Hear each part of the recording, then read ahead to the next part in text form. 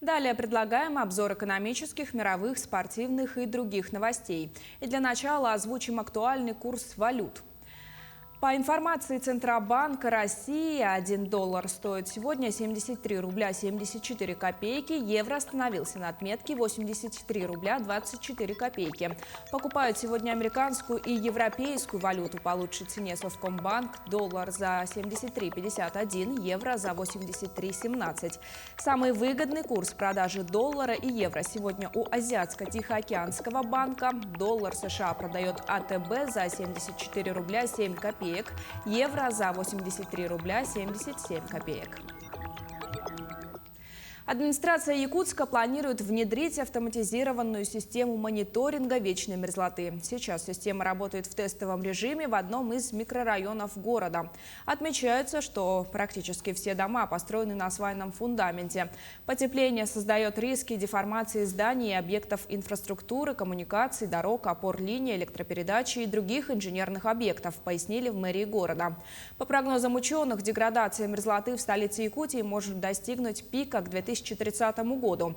С 1966 по 2020 год в Якутске среднегодовая температура воздуха повысилась на 4,3 градуса.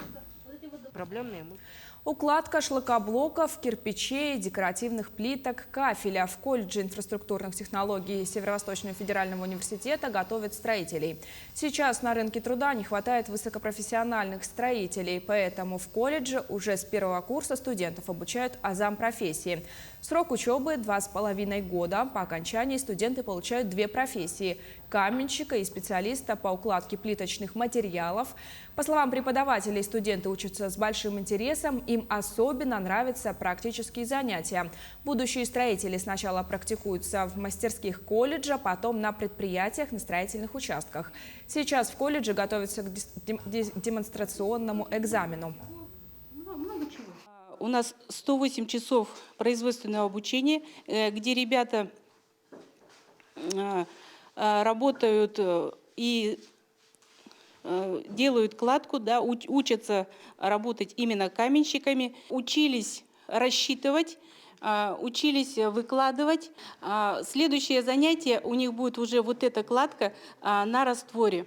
У нас за смену каменщик должен выложить 1,5 куба кирпича. А полтора куба – это получается где-то 600 с лишним кирпичей за смену. То есть очень тяжело физически. В Нерюнгри закончился сбор предложений, обсуждение проектов, претендующих на реализацию в рамках новой программы по благоустройству «1000 дворов», охватывающей поселения Дальнего Востока. С итогами голосования нас познакомит Ирина Кичигина. Она находится на прямой связи со студией. Ирина, добрый день. Передаю тебе слово. Здравствуй, Кристина. До 5 декабря каждый житель нашего города мог внести свои предложения по благоустройству Нерюнгри на 2022 год. На платформе OneClick Якутия были размещены около 30 предложений. Насколько активны были нерюнгринцы, нам расскажет начальник отдела городского хозяйства и дорожного транспорта Юлия Чумакова. Юлия, здравствуйте. Расскажите, чем эта программа отличается от других, которые уже работают в нашем городе, комфортная городская среда и программа поддержки местных инициатив? Самым главным критерием поддержки, волнуюсь, самым главным критерием это было участие нашего населения. Они предлагают дворовые территории, а также какие-то общественные территории для благоустройства нашего города. Насколько активны были нерюнгринцы? Большой активности наше население не проявило. Проявили население только каких-то конкретных дворовых территорий, которые поддержали свою дворовую территорию для благоустройства. Основное у нас население промолчало. Сколько человек? Всего приняло участие около 900 человек. Жители предложили свои проекты, что дальше? Значит, Нерюнгринская городская администрация сформирует заявки, подаст их в отдел архитектуры и градостроительства города Якутска, сформированные для финансирования данных проектов. Сколько проектов могут пройти вот такой отбор? Конкретно у нас нет количества, которое может пройти. Мы будем смотреть критерии согласно приказам Минтранса. И то есть уже согласно этих критериев будем подавать все заявки, которые они пройдут. Как-то сейчас еще могут жители чем-то помочь? Или уже вот все, голосование прошло, и на этом дальше? Голосование закончилось 6 числа, 5 включительно. Спасибо, Юлия. Благодаря таким проектам наш город преображается год от года. Ну а нам остается ждать, когда же наши дворовые территории станут более благоустроенными и комфортными. Кристина. Ирина, спасибо. На прямой связи из Нерюнгри с нами была Ирина Кичигина. Мы продолжаем. Научить отличать сайты-однодневки от реальных порталов, рассказать школьникам на простом языке о сложных схемах интернет-мошенников. Эти цели преследуют якутские волонтеры. Они сами старшеклассники и уже не раз сталкивались с обманом в глобальной сети. Уже год добровольческая команда работает в Якутске, и благодаря их работе сотни подростков не попались на удочку злоумышленников. Сейчас в планах волонтеров кибербезопасности выходить на республиканский уровень и просвещать школьников по всей Якутии. Для этого, благодаря гранту главы республики, закупили нужное оборудование. В этом году мы приняли участие и выиграли грант главы республики Саха-Якутия. Тем самым мы приобрели необходимую нам технику. Мы приобрели веб-камеру, микрофоны. И в прошлом году, например, мы проводили дистанционные занятия, где нам не хватало такой техники. И сейчас у нас есть все, мы уже готовы работать с улусами. В прошлом году мы работали только со школами города Якутска и работали только со старшеклассниками. А сейчас мы планируем уже выйти на все школы. В этом году мы участвовали в республиканском проекте «Моя законотворческая инициатива», где внесли предложение, чтобы во всех школах нашей республики ежегодно проводилась декада по кибербезопасности, где каждый ребенок смог бы получить соответствующие и актуальные знания. Потому что мы считаем, что детей нужно с начальных классов уже обучать, как вести себя в интернете. Ведь это очень важная информация, особенно в современном обществе, когда каждый, независимо от возраста, пользуется интернетом и может попасть на уловку мошенников. Тем временем Сахастат выяснил, для каких целей жители республики чаще всего пользуются интернетом. Всего интернетом пользуются 91% якутян старше 15 лет. При этом 82% жителей республики выходят во всемирную сеть каждый день. 3,6% несколько раз в неделю, а 5,7% редко. 92,5% из них чаще всего проводят время в интернете ради общения в социальных сетях, 71,5% для осуществления финансовых операций, 51% для прочтения новостей и статей и 46% для скачивания фильмов, музыки и игр. Международная арктическая стартап-экспедиция по обмену опытом в сфере инноваций, поиску и поддержки технологических проектов на севере и в Арктике стартует в республике в середине декабря. Изначально стартап-экспедиция работала по Дальнему Востоку, а в 2020 году как экспедиция B8 по всей России. Экспедиция охватит Россию, Финляндию, Швецию, Норвегию, Данию, Канаду, Исландию, США и продлится до конца 2022 года. В этом году в стартап-экспедиции будет 3 трека: молодежное технологическое предпринимательство, сохранение культуры коренных народов через новые технологии и зеленые технологии.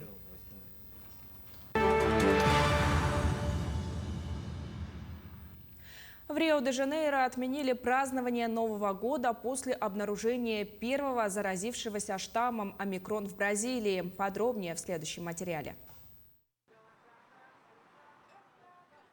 Мэр Рио-де-Жанейро Эдуардо Паэс в субботу заявил об отмене празднования Нового года на пляже Копакабана. Произошло это вскоре после того, как в Бразилии был выявлен первый случай заражения штаммом омикрон.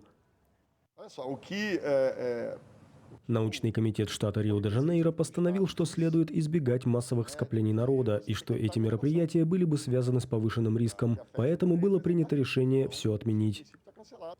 Новогодняя вечеринка на пляже Копакабана ежегодно привлекает миллионы местных жителей и туристов, которые любуются красочными фейерверками и отмечают с друзьями до самого утра. Ее отмена была для многих ожидаемой. В прошлом году праздничных мероприятий из-за пандемии также не было. Однако для некоторых жителей они были едва ли не главным источником дохода. С приближением Нового года всегда растут цены. Мы закупаем напитки, столы, стулья, нанимаем людей. Новости об отмене означают, что мы очень много потеряем. Многие из нас уже подготовились к Новому году, потому что мы зачастую живем на доходы от него. Думаю, об отмене надо думать более сбалансированно. Конечно, жизни людей важны, но пока что слишком мало информации для отмены празднования. Многие люди пострадают, они могут умереть от голода. Об этом надо помнить, голод тоже убивает. Бразилия находится на втором месте в мире после США по количеству погибших от COVID-19. Жертвами пандемии здесь стали свыше 615 тысяч человек. Однако количество новых случаев заражения, как и смертность, уже давно идут на спад. Почти 78% населения страны получили хотя бы одну прививку от коронавируса. На юге Испании стартовал королевский чемпионат пилотов-аэростатов, рассказывает Артем Сторонов. Десятки воздушных шаров в субботу и воскресенье взмыли в небо над городом Антекера на юге Испании, примерно в 50 километрах к северу от Малаги. Здесь стартовали состязания под названием «22-й Королевский кубок пилотов-аэростатов». В турнире принимают участие 25 спортсменов из Испании и других стран Европы – Германии, Португалии, Словении, Словакии, Франции и Венгрии. В рамках воскресных соревнований им пришлось посостязаться в двух гонках. В первой пилотам нужно было приземлиться как можно ближе к цели, цифровые координаты которой им выдали организаторы. Ориентировались они при помощи GPS-датчиков. Во второй гонке участникам нужно было догонять воздушный шар, вылетевший за 10 минут до всех остальных. Очки начислялись за то, как быстро и как близко пилотам удавалось подлететь к шару-приманке. Я собираюсь лететь очень быстро, очень неточно и приземлюсь как можно быстрее. Королевский кубок пилотов-аэростатов проходит с 4 по 8 декабря в разных точках региона. Он стартует в Антекере, продолжится в Аркус-де-ла-Фронтера, а завершится в Севилье. Заражение коронавирусом впервые выявили у бегемотов. Анализ у двух обитателей зоопарка в Антверпене оказался положительным. Как именно им удалось подхватить инфекцию, неизвестно.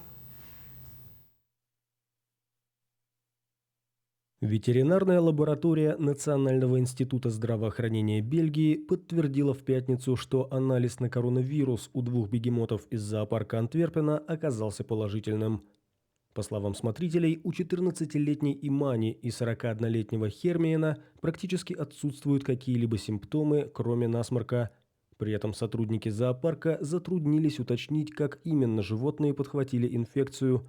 По их словам, все смотрители ежедневно сдают экспресс-тесты и постоянно носят маски. Ни у кого из них в последнее время не был выявлен коронавирус. Бегемотов сейчас поместили в изолированный вольер.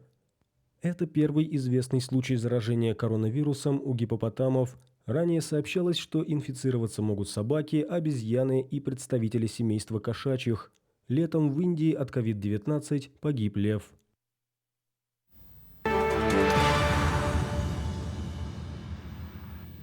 Вернемся к новостям нашего региона. Декада подписки стартует сегодня во всех отделениях Почты России.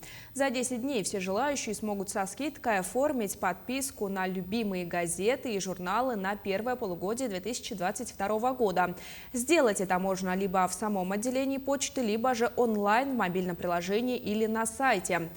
Сколько изданий вошли в подписку, какой размер скидки предоставляет Почта России и можно ли оформить подписку на региональные газеты и журналы по сниженной ставке?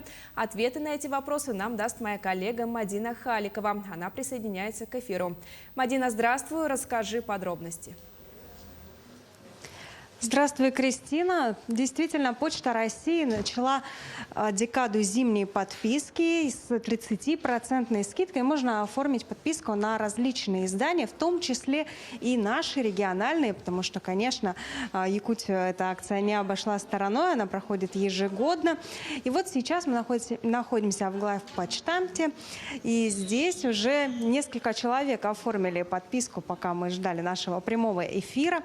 И вообще, как ее оформить? оформить и о том, зачем нужна эта акция, нам расскажет заместитель директора по коммерции, почтовой связи Республики Саха-Якутия Адриана Лыглаева. Здравствуйте. Здравствуйте. Расскажите, пожалуйста, вообще об этой акции. Что за акция, как можно в ней поучаствовать?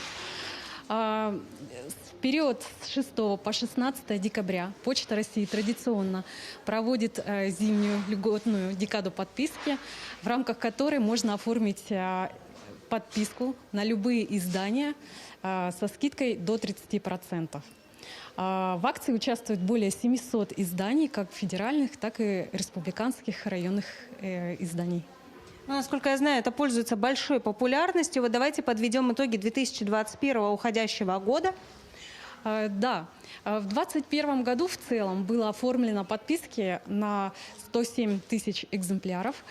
При этом 80% из этого числа это подписка на местные издания, то есть республиканские и районные газеты и журналы. По сравнению с прошлым годом мы наблюдаем рост подписки на местные издания более чем на 1000 экземпляров. Но, наверное, есть уже ожидания какие-то по следующему году, потому что действительно, может, в связи с пандемией увеличивается количество желающих оформить подписку. Да, действительно, мы также видим рост доли онлайн-подписки. В период пандемии жители республики смогли оформить подписку на любимые газеты и журналы, не выходя из дома, на сайте Почты России. По сравнению с прошлым годом онлайн-подписка возросла на 17%. Очень здорово. Ну и я хочу сказать, что каждый здесь на почте может почувствовать себя Дедом Морозом и оформить подписку для любых социальных учреждений нашей республики, подарить детям, пенсионерам, инвалидам. Очень интересное издание. И вот об этом тоже нам наш спикер расскажет сейчас подробнее. Благотворительная акция «Дерево добра» проводится Почтой России, начиная с 2015 года. В рамках данной акции любой неравнодушный гражданин, предприятие либо организация могут оформить благотворительную подписку в адрес социальных учреждений, детских домов, домов-интернатов, домов престарелых, в адрес пожилых граждан либо нуждающихся на любые газеты и журналы. Хотелось бы отметить, что уже в рамках 2021 года по благотворительной акции «Дерево добра» было оформлено более 3000 экземпляров по всей республике. Спасибо вам большое за эту подробную информацию. Ну а вот, кстати, «Дерево добра» находится за моей спиной. Так как акция ежегодная, дерево меняется. Сегодня это елка, и вы можете видеть любой выбранный такой экземплярчик. Если даже не знаете, кому, в каком виде подарить подписку, можно сорвать отсюда, поднести к человеку, сотруднику почты и оформить эту подписку. Можно это сделать на любой кошелек, на любые средства. В принципе, для каждого найдется подписка на любой вкус. Но пока на этом у меня вся информация. Кристина. Мадина, спасибо. А я напомню, на прямой связи со студией была моя коллега Мадина Халикова. А мы перейдем к спортивным новостям. Якутская «Заря» одержала победу над Ростовом в матче 11-го тура чемпионата России по мини-футболу среди команд высшей лиги. Встреча прошла в Троицке и завершилась со счетом 7-4. В составе якутян хэт-трик оформил Сергей Сергеев, дважды отличился Роман Аносов. По одному взятию ворот провели Илья Чекир и Максим Юсупов. У проигравших дублем отметился Алексей Кротов. По одному мячу забили Андрей Бастряков и Филиппе Гомес. Эта победа для якутских футболистов стала 4-й в текущем сезоне. В данный момент они идут на 7-й строке турнирной таблицы, имея в активе 14 очков. В следующем туре «Заря» встретится с новосибирским «Сибиряком». Матч пройдет 11 декабря. А футболисты питерского «Зенита» приняли участие в социальной акции «Собакам лучше дома» и сняли самое милое видео недели, выйдя на поле перед матчем с щенками из приютов на руках. Подробности далее. Игроки футбольного клуба «Зенит» в пятницу вышли на поле перед матчем с Ростовом, который проходил на стадионе «Газпром-Арена» в Санкт-Петербурге, с щенками на руках. Таким образом, они решили поддержать бездомных животных. Организатором социальной акции «Собакам лучше дома» стала Российская кинологическая федерация. Все четвероногие – обитатели местных приютов – Ржевка, Друг, Всеволжский пес, HelpDog СПБ «Помощь питбулям и стаффам» и Husky Help. Цель акции – обратить внимание на проблемы ответственности и ухода за домашними животными, а также призвать всех неравнодушных людей к помощи и благоустройству приютов. Всего в ней приняли участие 16 щенков, которым сначала устроили фотосессию, а затем вынесли на поле. Некоторым из этих питомцев уже улыбнулась удача. Девочку по кличке Дара, которую вынес на поле вратарь Михаил Кержаков, уже забрали домой новые хозяева. А рыжая Венди, которую нес защитник Дмитрий Чистяков, так ему приглянулась, что они с девушкой теперь планируют взять ее себе, несмотря на то, что у них уже есть 2 собаки и 3 кота. Видео с футболистами, выносящими щенков на поле, быстро облетело интернет и получило большую популярность. К вечеру воскресенья его посмотрели почти 3,5 миллиона человек. Белая медведица Харчана, питомица Ленинградского зоопарка, отметила свой маленький юбилей. Она родилась в республиканском центре Артодайду и в возрасте 1 года уехала в Петербург. Как поживает любимица якутяны и петербуржцев, смотрите в материале Айсены Бурнашовой. По-прежнему озорная и любопытная, быстрая и шустрая, при виде камеры Харчана встает на задние лапы. В каждом движении она проявляет свой северный боевой характер. Это передалось ей от мамы Колыманы, медведицы из дикой природы. Колымана, вот как раз медведица, которую нашли на побережье Восточно-Сибирского моря, она сроднилась с медведем Ломоносовым, который нам подарил вот как раз Ленинградский зоопарк. И по договоренности мы вот первого потомства, медведицу Харчану, подарили Ленинградскому зоопарку.